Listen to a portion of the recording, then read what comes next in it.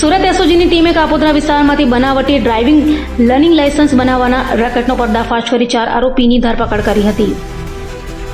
Surat police commissioner Anupamsinh Gehlot દ્વારા bogus document બનાવી આપતા ઇસમોને શોધી કાઢવા આપેલી સૂચનાને લઈ એસઓજી ડીસીપી રાજદીપસિંહ નકુમના માર્ગદર્શન હેઠળ પીઆઈએ સોનારાની ટીમ તપાસમાં જોડાઈ હતી. ત્યારે પીએસઆઈ એમડી સરવૈયાની ટીમના એએસઆઈ યુવરાજસિંહ અને અનારમાં હેડ કોન્સ્ટેબલ જીતેન્દ્રસિંહને મળેલી બાતમીના આધારે કાપોદ્રા વિસ્તારમાંથી બનાવટી ડ્રાઇવિંગ લર્નિંગ લાયસન્સ બનાવી આપનાર 4 આરોપીઓ બ્રજેશ ઉર્ફે રઘુમાણિયા, ધર્મેન્દ્ર ઉર્ફે ધર્મેશ શેખડિયા, પ્રફુલ ઉર્ફે આરટીઓ પટેલ અને રવિ ગાંગણિયાને ઝડપી પાડી પોલીસે તેઓ પાસેથી 4 મોબાઈલ ફોન તથા અલગ અલગ 13 લોકોના બનાવટી લર્નિંગ લાયસન્સ મળી 30,000નો મુદ્દામાલ કબજે કરી તપાસ હાથ ધરી હતી.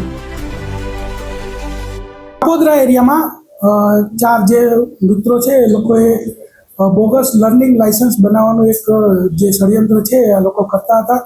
તો એસઓજીના ધ્યાને આવતા આ લોકોને પકડી પાડવામાં આવે છે. એમની પાસેથી 13 આવા લર્નિંગ જે બોગસ લાયસન્સ બનાવ્યા એ પણ જપ્ત કરે છે અને BNS 316(5) કે જેની સજા આજીવન કેદ સુધીની છે એના મુજબ ગુનો દાખલ કરવામાં આવ્યો છે.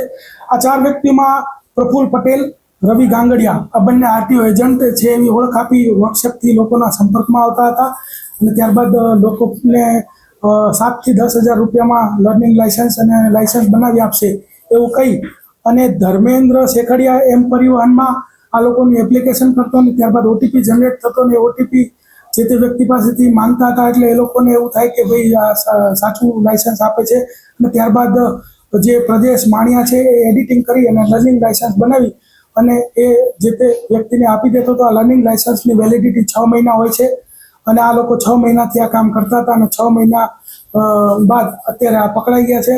અત્યાર સુધી લગભગ 50 થી વધારે લોકો આના ભોગ બન્યા છે અને 7 થી 10,000 રૂપિયામાં કામ કરતા હતા અને આ લોકો વિરુદ્ધમાં જે છે એ એસઓજી ધોરણસર કાર્યવાહી કરે છે.